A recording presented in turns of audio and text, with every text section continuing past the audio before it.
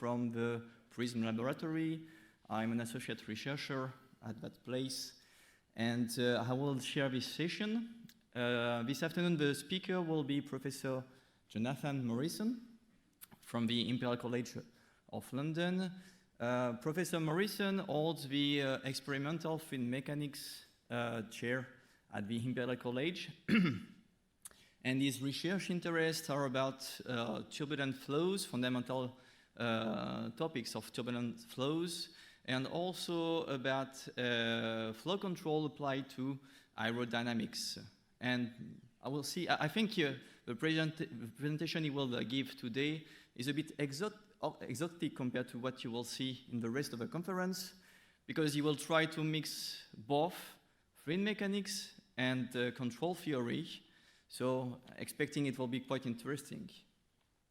Thank you very much, Nicola. Thank you.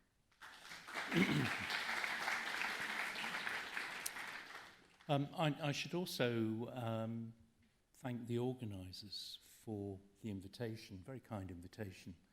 And originally I thought, good heavens, what is Ifac about? And I then realized it was control theory, and then I realized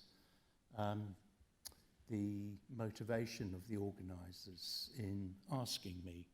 And if there was one single message that I'd like to get across, it would be this, that drag reduction of road vehicles is tremendously important, and that's really the most important point that I want to say. And in the sessions that I attended this morning, there were a couple of really interesting talks about platooning, and I'm sure it's a very complicated area, but I would suggest to you that we can actually make it even more complicated and actually even more relevant by thinking about how when one vehicle comes up behind another one, then there are very significant drag reductions to be made. And unfortunately, that idea does not yet appear in these talks. In talking with Nicola, we realized that there's a single talk in the whole meeting which looks at drag reduction. So, apart from obviously this one. And so we will, in one or two instances where I think it's necessary, actually go back to basics. But as we get towards the end of my talk, there will be things like Laplace transforms and block diagrams, which actually show you what we're trying to do. But in terms of control, everything that I'm going to focus on actually thinks about model-based control. In other words, understanding the physics. So just for the talk to make sense, I actually have to introduce you to some key ideas about, in particular, really about wake structure. And we've been doing this for a while. The years here denote the year in which a student graduated. And I have to say, it may sound a bit like a cliche, but when I end up working with any of these colleagues, it is actually a tremendous privilege. And if I were to pick out one person, that would be George Regas, who started a PhD quite a long time ago with Amy Morgans and myself, and he then finished and went to a postdoc at Cambridge, and then went on to another postdoc at Caltech, and in September he's coming back to Imperial as a lecturer. And this may read like a long list, but it's long for good reason. And as you will discover, my knowledge about control theory is somewhat limited, but that's actually more than made up by the talents of Andy Wynne, who's a lecturer in the Department of Aeronautics, and Professor Amy Morgans in the Department of Mechanical Engineering. Amy also does simulations. So what we're talking about here is a mix of experimental work. So all the results I'm going to show you this afternoon are experimental, but Amy has her own group who works on simulations and some control theory, and then in aeronautics, Andy and I have been working on implementation of real-time control in a wind tunnel, and that's really fun. The results that I'm mostly going to talk about are those from Rowan Braxton's thesis. So it's actually reasonably fresh off the printer, and I'll refer to the papers as we go through. So we're really talking about how we control the wakes of vehicles like this one, and we've done that historically. Just to put things in perspective, we've done this in two ways. The first was that we used pulse jets, and this is just open loop forcing of the wake. So I'll say a bit more about the wake dynamics and why it's important. But for the purposes of this talk, we're going to think about using flaps. So those of you who've played with a pinball machine, just think about the little flaps at the bottom of the board and a little ball in the middle, okay? So just when we come to that, I'll remind you that this is our sort of little memory or meme for that particular problem. So really we're talking about principally control theory as applied in real time, where the actuator is actually this pair of flaps on the rear of the vehicle. So, sort of rather challenging sort of way, I've described this slide as from the well to the wake. So I mean from the oil well, energy in, and energy out actually appears in the wake of this truck. And I've obviously chosen a truck because it's big. The bigger the vehicle, the bigger the wake, the larger the drag, okay? And therefore, the greater the fuel consumption. And all the energy that went into the tank is actually dissipated in that wake. So it makes a nice picture. And there are two things I want you to deduce from that picture in the wake. Now, the first thing is that wake has structure. And everything that I'm going to talk about this afternoon is based on models of this structure, okay? And what you can also do is that obviously to reduce something of this complexity to a mathematical formalism, you have to use, let's say, modes. We could do it in terms of Fourier modes. There are other more efficient ways of doing that. But just for the purposes of describing what I'm going to do, I'll talk about probably Fourier modes, okay? And we actually end up with a surprisingly general result. Now, here's another little trailer, something called the central limit theorem, which says that the probability distribution of a large number of independent processes is Gaussian, okay? And it turns out we're actually going to use a Gaussian law. So when you have a Gaussian process, something like Brownian motion, you can actually come up with laws which are actually very useful. And we're going to implement one of those as the basis of our feedback control.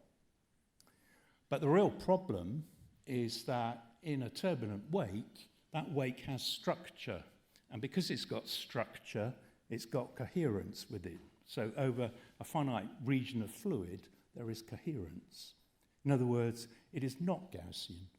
So if it were Gaussian, I could actually hand all these problems over to a mathematician and go home or go to Italy or somewhere and have a very nice time and not have to think about this.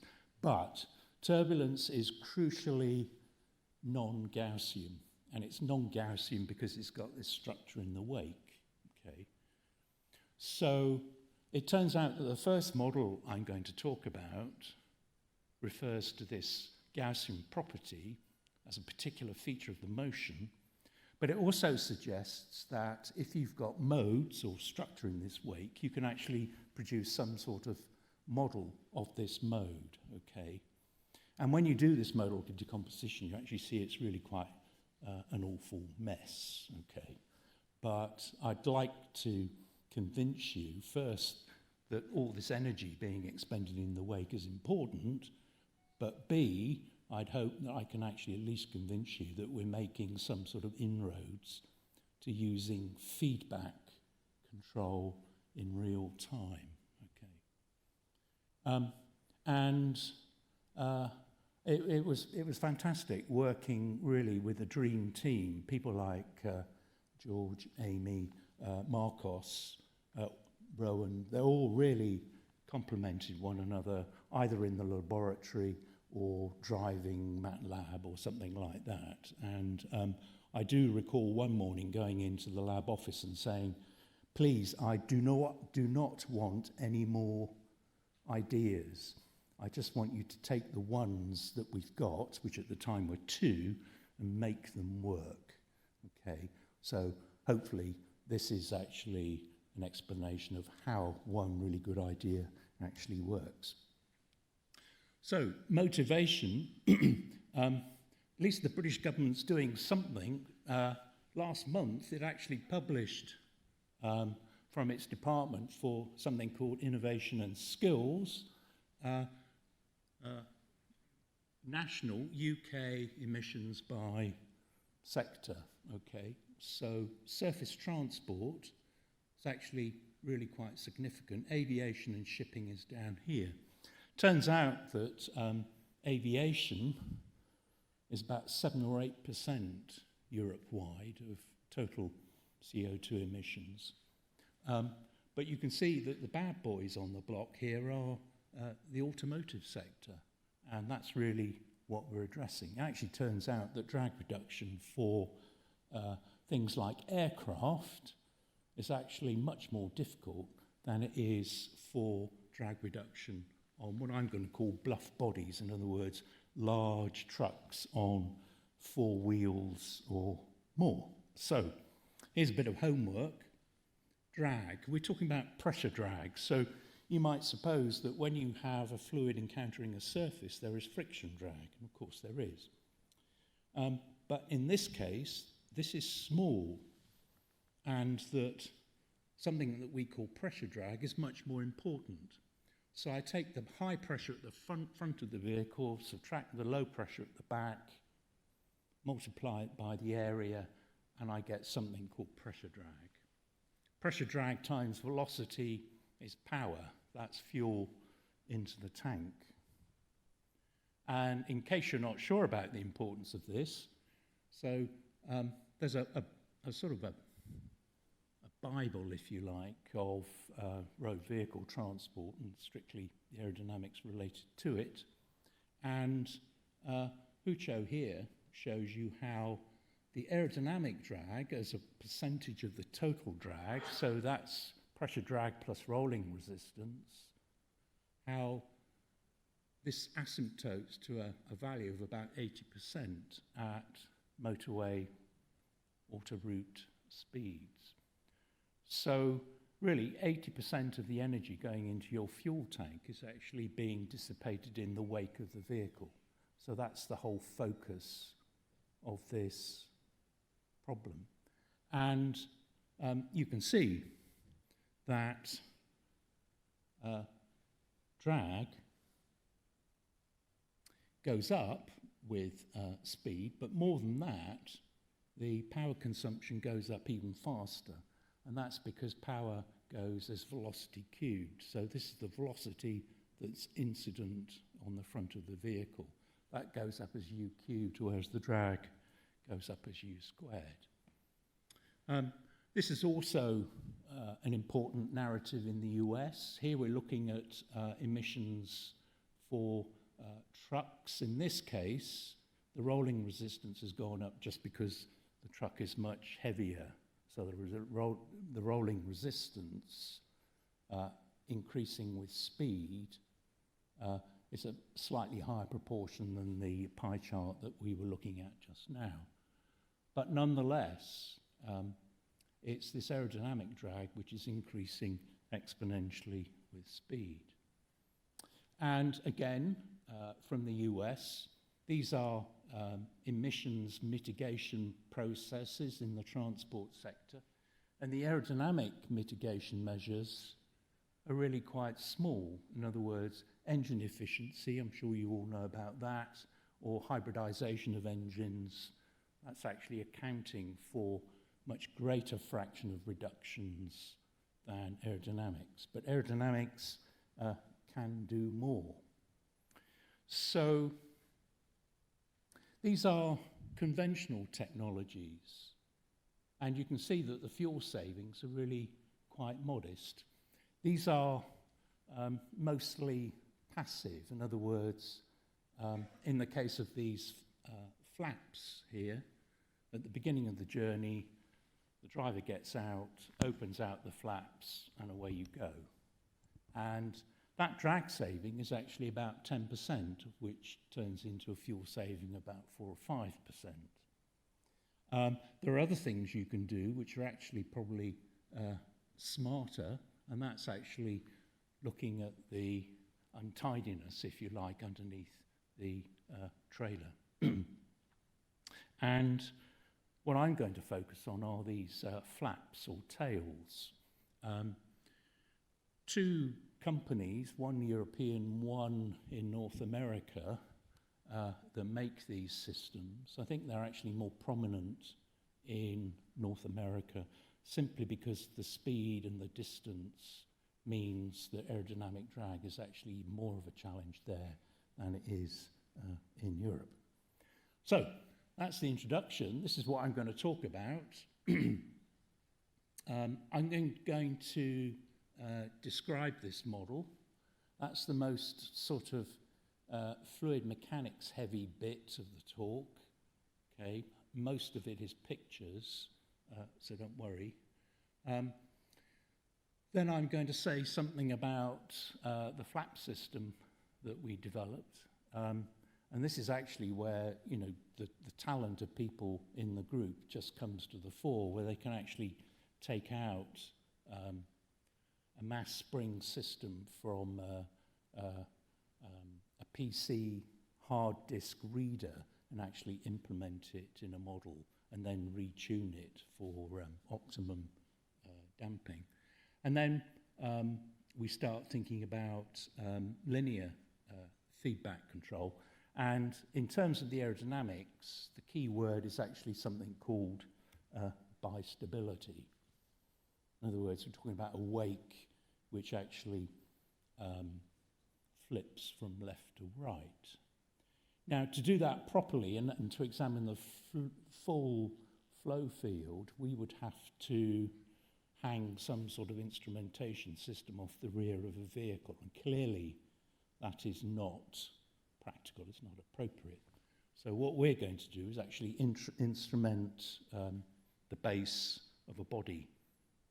And I'll come back to this in a minute. Our body is actually going to be this silver cigar-shaped body, which is actually in a wind tunnel.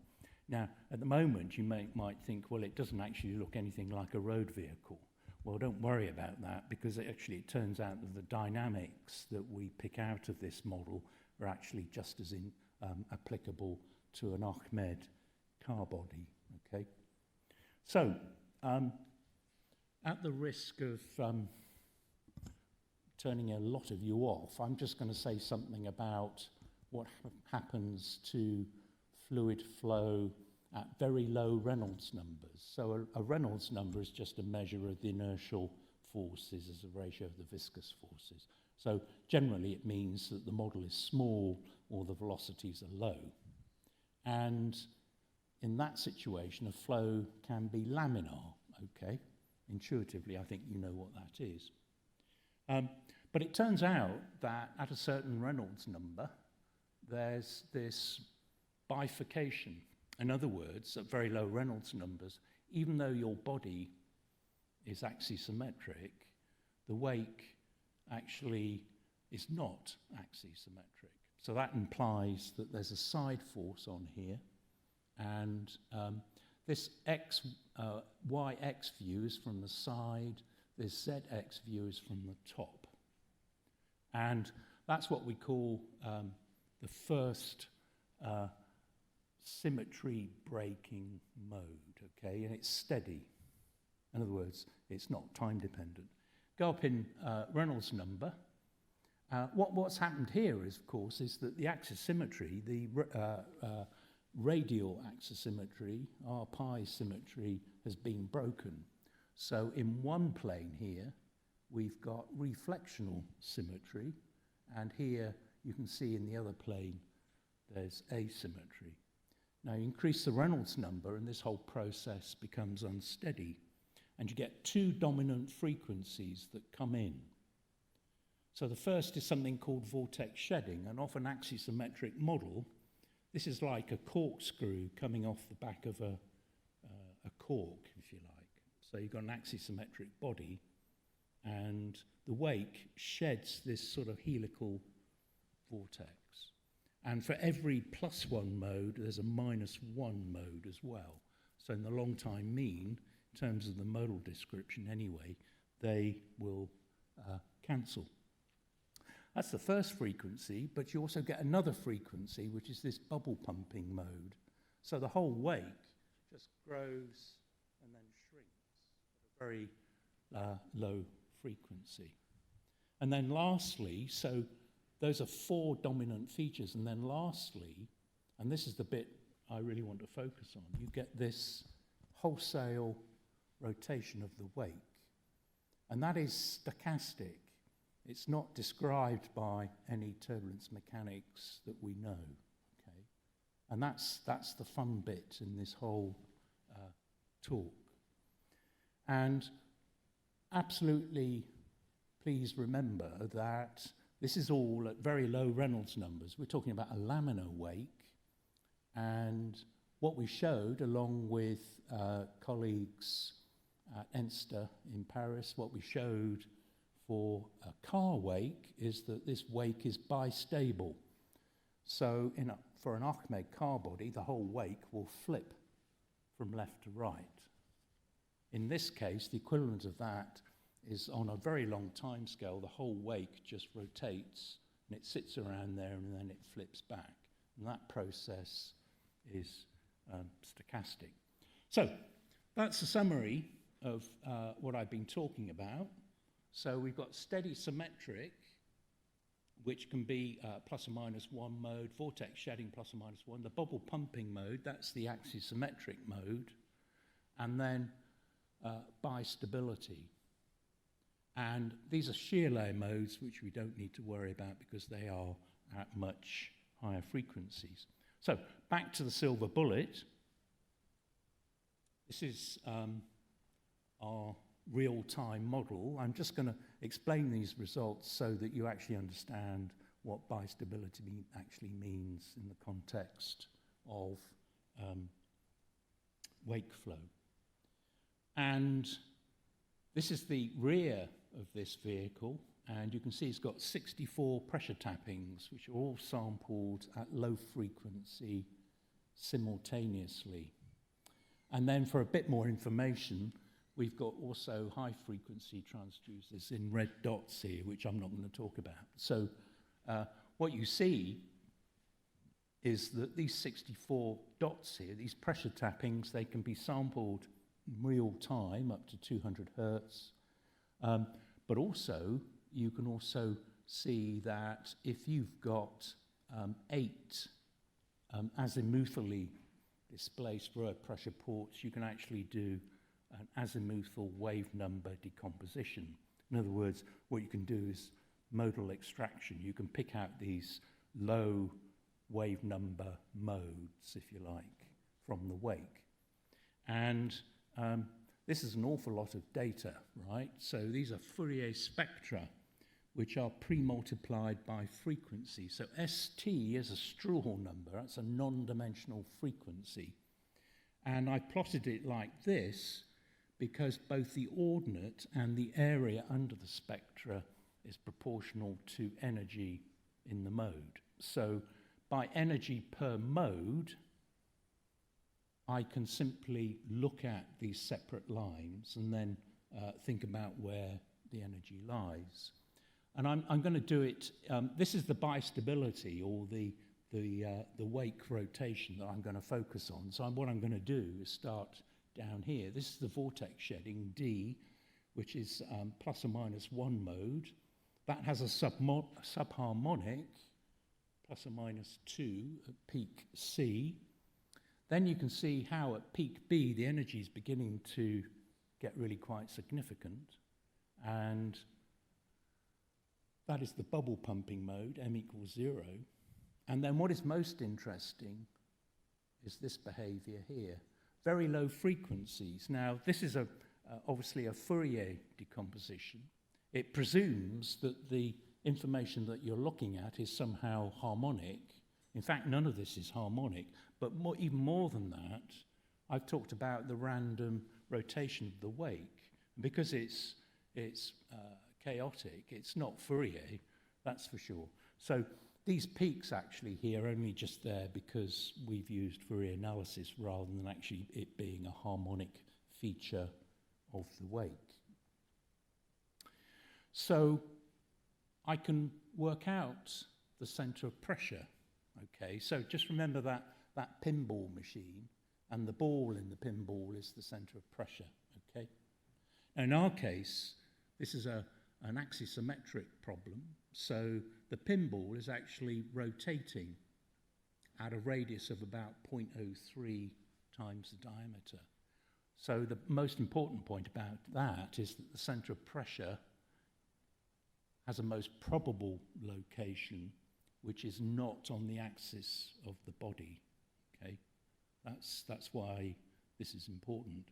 And if I tell you that somebody spent a month setting up this experiment in the wind tunnel in order to get these data, that is actually true. This is something like 25, the average of 25 separate experiments, 5 hours worth of averaging. Okay. So the most important thing is that the most probable location for the center of pressure is not at the center of the body. In fact, what happens is that it rotates, and that the azimuthal distribution of the center of pressure does not actually have a preference. And it actually, if we average for even longer, these data should actually average out to be a straight line. Now that's information about the center of pressure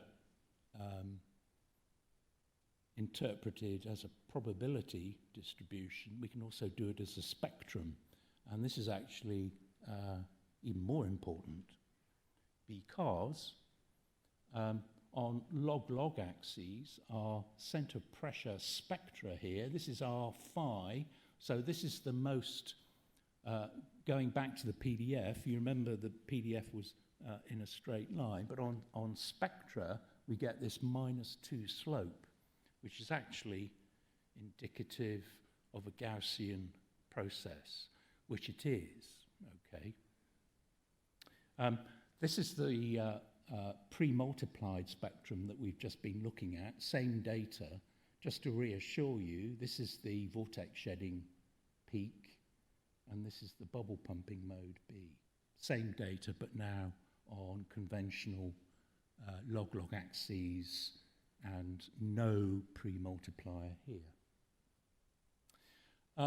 What is also apparent is you get a -2 slope, rather more approximately down here at very high frequencies. Now, I would say that for a purist in the room, that is probably good fortune. but we're actually going to, the penultimate slide of this talk actually goes back to this -2 slope there. So, a bit more conventionally, we can look at mean pressure and mean square pressure, root mean square pressure. So you can see the root mean square pressure here has a peak, which roughly at where the PDF says that peak should be. In other words, at about 3% away from the axis. This dotted line here is the edge of the body. And this is the mean pressure, so we've got low pressure near the middle. Pressure increases as you go towards the edge of the body. Now, what we're going to do is take all that data and then average it in such a way that every time the wake switches, it reaches some sort of quasi-steady state, and we do an average then. And we accumulate averages in a rotating frame of reference. Now, remember when we looked at those initial data at very low Reynolds numbers, we were thinking about how radial symmetry, R-pi axisymmetry, breaks and you get reflectional symmetry. So in this case, this is what's happened. So now we actually get pressure distributions which are have reflectional symmetry about a vertical line, both for the mean pressure and for the mean square pressure. If that's a bit too much, then I hope this picture gets you there. So we've taken the pressure data and simply low pass them. If we low pass filter them, we get rid of all the turbulence, and you can actually just see how the whole wake rotates. And it goes from one quasi-steady state and it flips very, very quickly and then sits around at another quasi-steady position. Right, okay, so that's the fluid mechanics tutorial over. And what we're going to do is actually go to something which looks as though you might want to put wheels on it.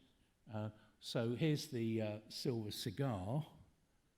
We used to call it the silver bullet, but I didn't think that was actually very good for you.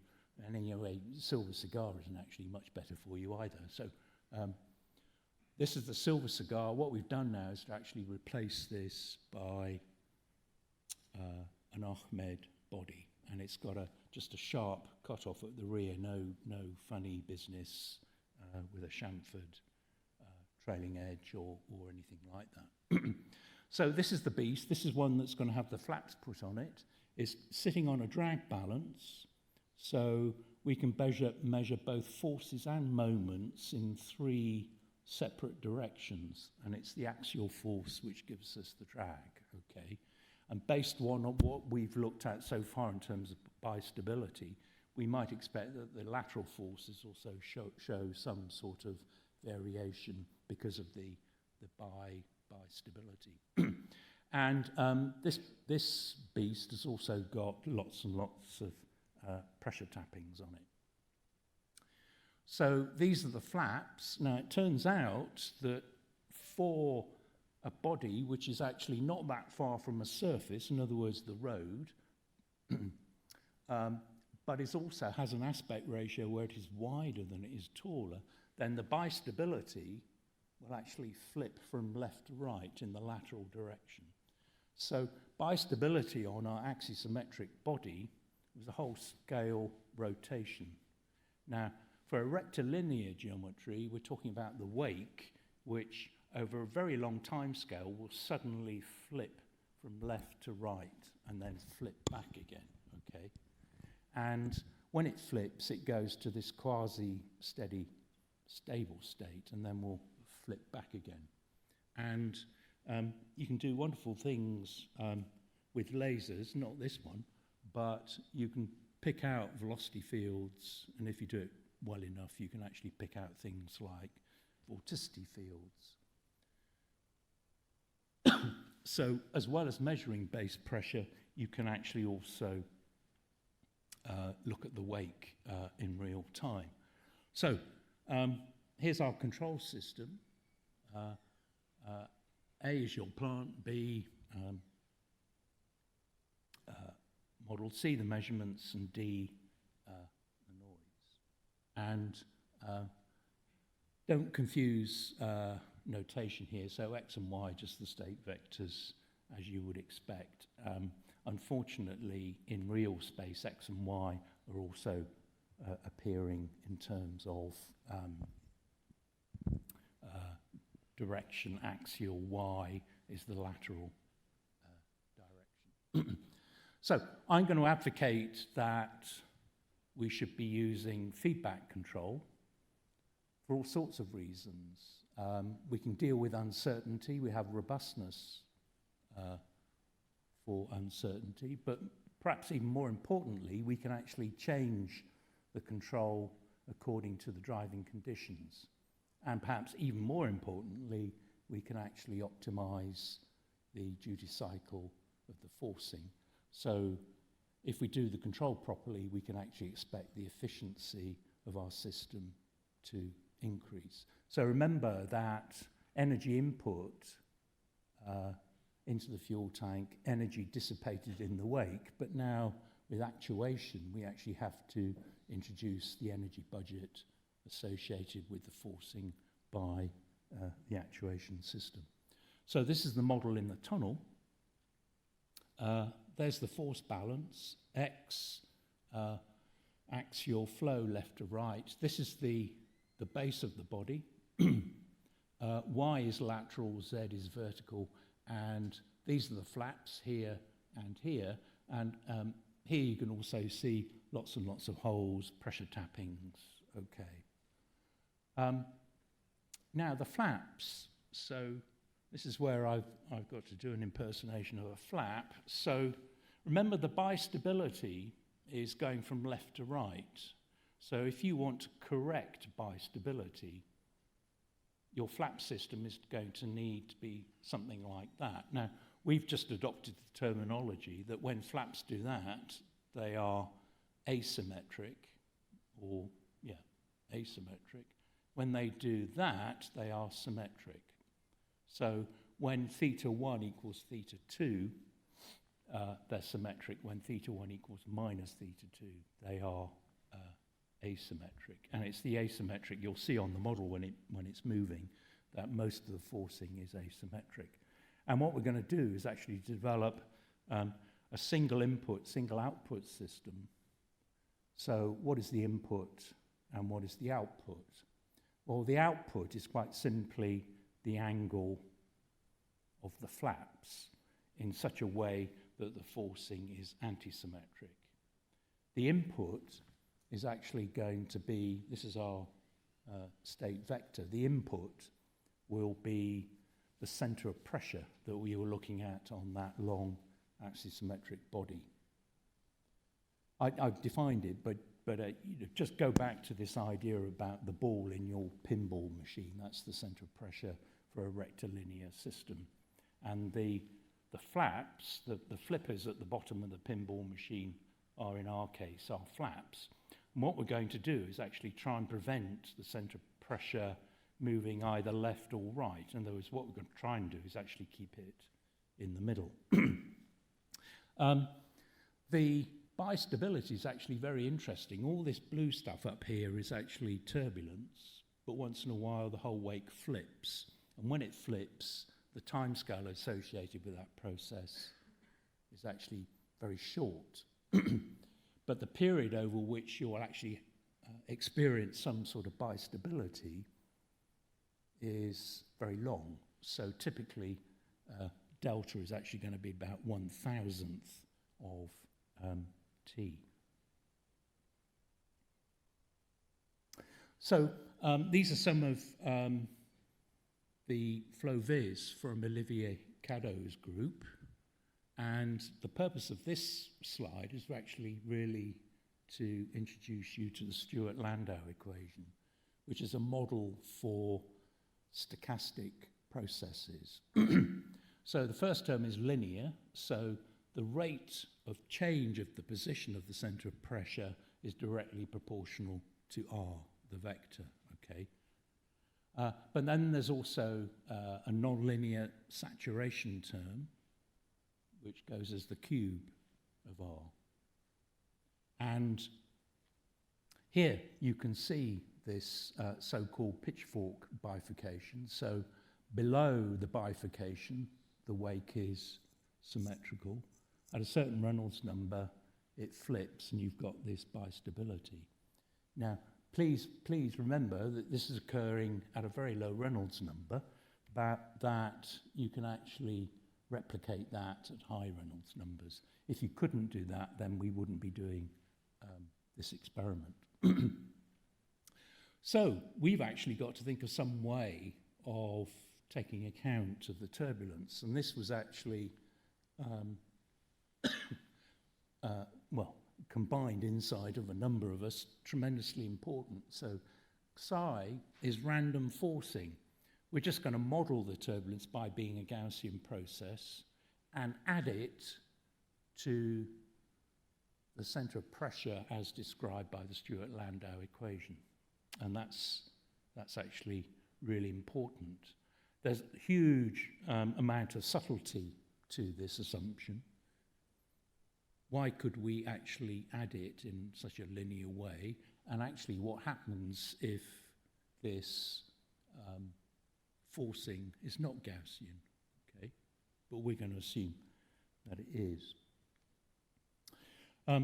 So we can actually describe the probability of the centre of pressure. So this is our vector r. X is just where the centre of pressure is going to be by position, but r is the weighted position of the centre of pressure. And we can use this Fokker-Planck equation to describe the position of the centre of pressure. So in the middle, we have low probability, but it's actually an unstable position for the centre of pressure. Here and here are the two stable locations. So that is actually where the centre of pressure sits, and that's a primary mechanism for increasing drag. So we're going to model this. Here is the Stewart-Landau part of the equation. Here is the turbulence, which we've added on. And B, now, we've got to think a bit about the flaps. So your flap moves, okay? It will generate some sort of vorticity, which will fall off the end of the flap, and it will be advected downstream. That advection process would typically be done at the mean speed in the wake, okay? And therefore, there's some sort of time delay between the motion of the flap and the generation of that vorticity, which has some sort of feedback to the pressure signal that we're actually measuring on the rear of the body. So this is the potential well, you see. So here's the unstable bit in the middle. These are the two most probable locations of the centre of pressure. So the basis of the modelling is that we focus just on controlling the bistability. Never mind all the other modes in the wake. We're just going to control the bistability. So from our PDF, sorry, our spectra of the pressure, of the centre of pressure, we know that this bistability is contributing a lot to the energy of the wake. So that's what we're focusing on.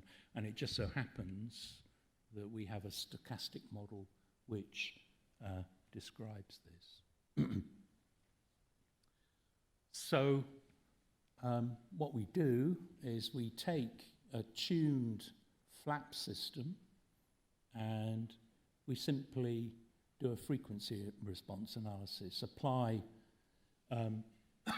I think it was actually a displacement of about 10 degrees over a range of frequencies, and measure the response.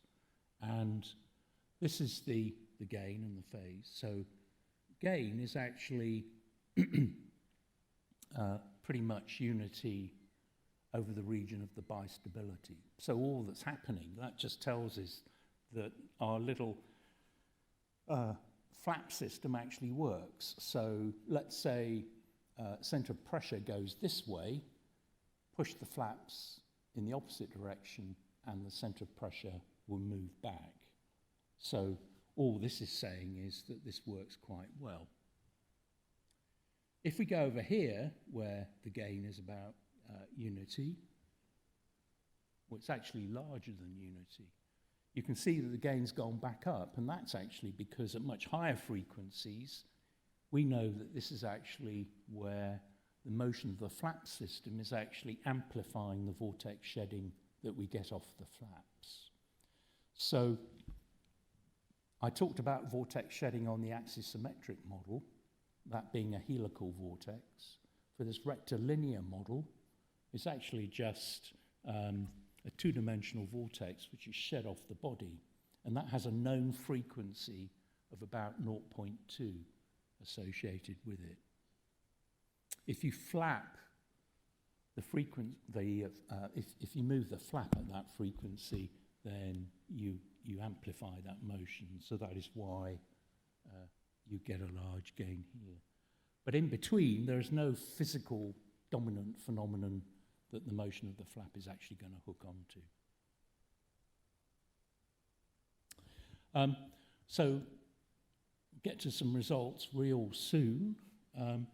Motion of the flap, so this just amplifies what I was saying about motion of the flaps left and right. So we go to -3, then we push the wake over to the left. We go to +3, and we can push the wake over to the right. So that just shows that the flap system has got control authority. So I'm not going to go into the design of the controller. We tried several controllers. This is actually the outcome of a loop shaping controller. G1 relates to the bistability, G2 relates to the vortex shedding, and this is what you get. So that's real-time control of a wake. So we're controlling the bistability of the wake. Actually works quite well, but for a major challenge, which I'll come to.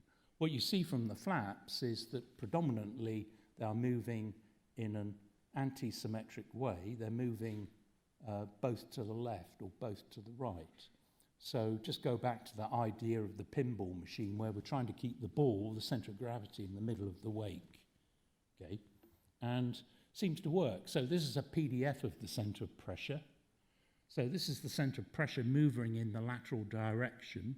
It's bimodal. That's the uncontrolled case. Put the control on, and then we can see that the centre of pressure spends rather more time in the middle. And of course, a good question is, why isn't this just a vertical line? Why is there some sort of bias? Well, the answer is I don't really know. Why should we do all this? Well, at t equals 0, the drag coefficient, when we turn the controller on, the drag coefficient goes down. So these are drag measurements measured in real time when we turn the controller on. The big challenge, of course, is that after about 5 years' work, we come away with a drag reduction of only 2%. If you actually put a tail on one of those large trucks, put it on with masking tape or duct tape or something, you'll come away with a drag reduction of 10%. So in terms of commercial, it being a commercially attractive proposition, I don't think we're quite there yet. The flaps are energy efficient, so of the energy saved by this drag reduction, only 28% of it actually goes into moving the flaps.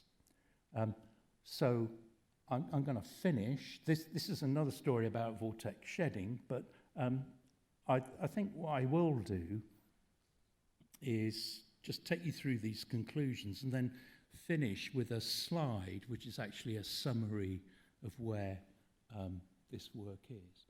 So I'd like to think that we've shown you that a flap system, it might not be tremendously practical, can actually be used to control wake stability, and that we've got a nice stochastic model of it.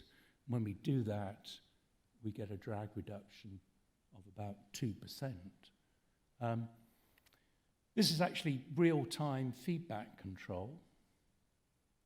I mentioned also the other technology that we've been developing, which are pulse jets out of the back end of a truck. There, the challenge is actually really rather different, in that even though the base pressure recovery is actually enormous, we actually also use enormous amounts of energy in generating the pulse jet. So the net energy saving, or if you like, the net emission saving is zero. And as far as the flaps go, this is where we are. By stability, you've seen all this. The vortex shedding is another story which doesn't actually reduce drag, it actually increases drag. But in terms of actually looking at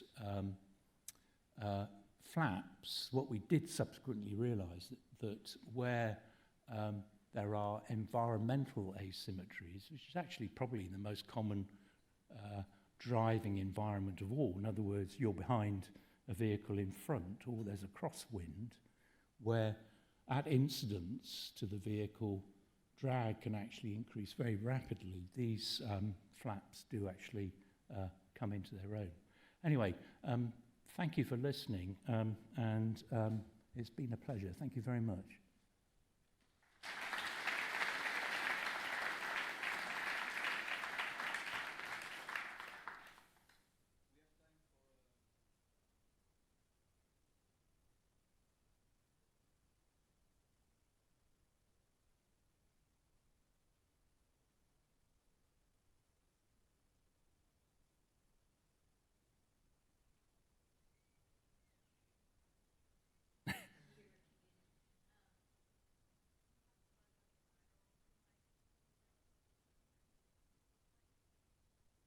Yeah, the question was whether there's a vertical bistability, and that yes, there is. But the influence of the road actually just means that the vorticity, if you like, is actually trapped near the road, and for that reason, it's often the lateral bistability which is the more important one.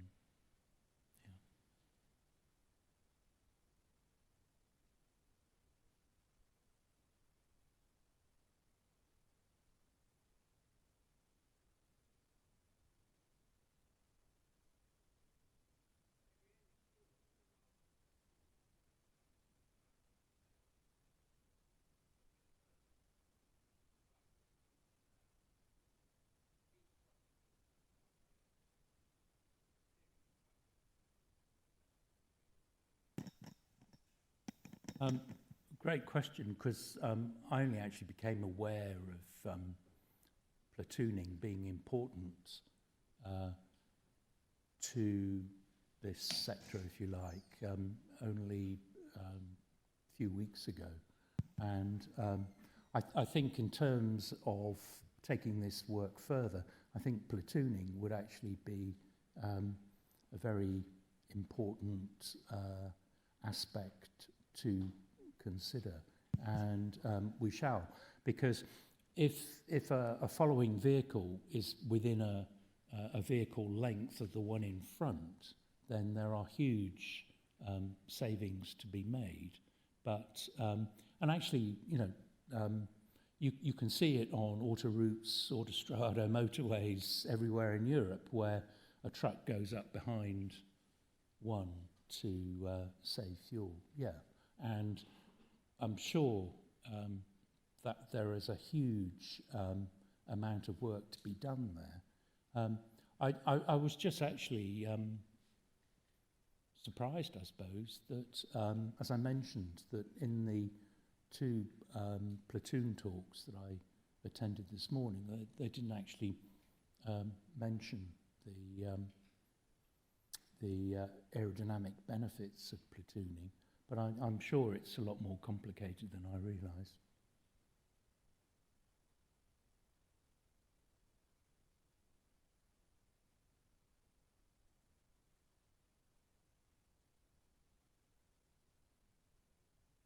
Okay, thanks for this very nice talk. I've got just one question, is about how do the model that you proposed for the control translate from the Ahmed body, which is a very simplified bluff body, to real car? I mean, even in some idealized condition, the geometry of a real truck is highly different from a Ahmed body. Is there any differences between the dynamics that we can expect from a Ahmed body and a real truck? Yeah, it just so happens that you know, the way the experiment evolved, we ended up instrumenting really what is quite a small Ahmed body. The size is actually not so much of an issue. I think its overall shape is, at the time, we just wanted a model which had a square back trailing edge to it. But at about that same time, we were using a much larger model in a wind tunnel,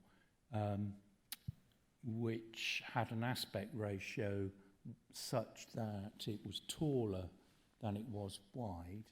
In other words, it was actually replicating a truck. It was a model of a truck.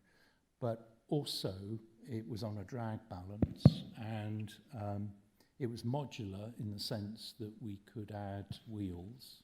And it was also in a wind tunnel which had a rolling road or a moving ground plane, because the moving ground plane actually affects the wake structure very significantly.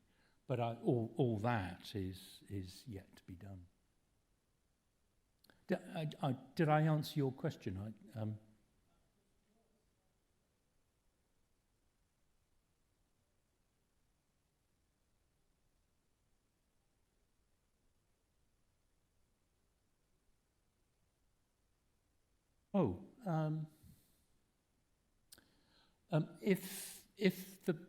I think the most important aspect of the real application would be the environmental asymmetries that I mentioned right at the end here, in which case I think I'm right in saying that the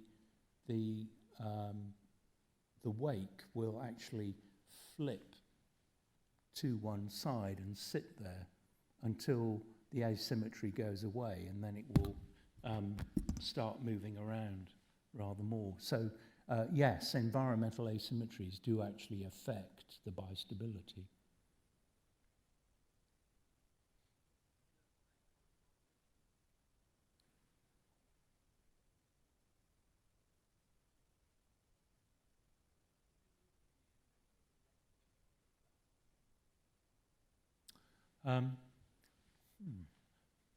I think we did, but I suppose I go back to having such talented people working with you that rather than going through an exhaustive range of testing different flap lengths, which I think maybe we tried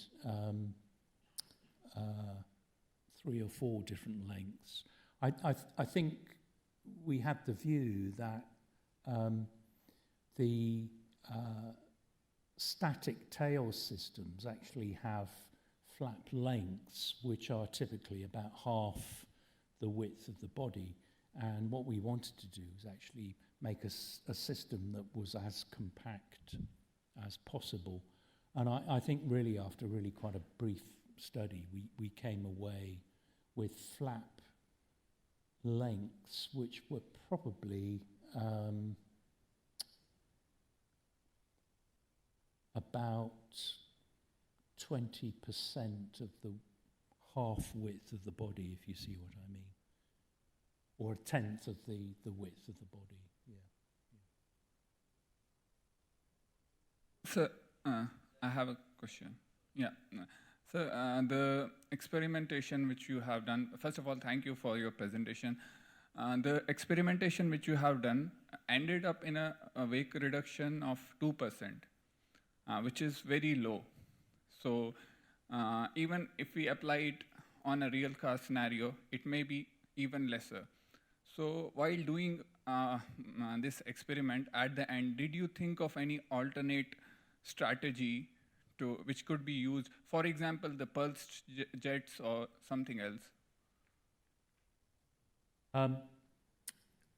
Well, again, when you're halfway through a project and the results don't look promising, you can do two things. One is you change tack completely, or you persist.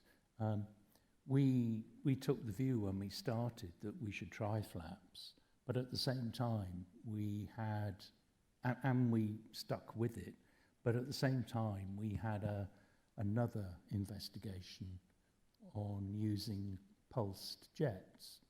And pulsed jets actually increased the base pressure by about 33%, which is equivalent to a drag reduction of about 12 or 15%.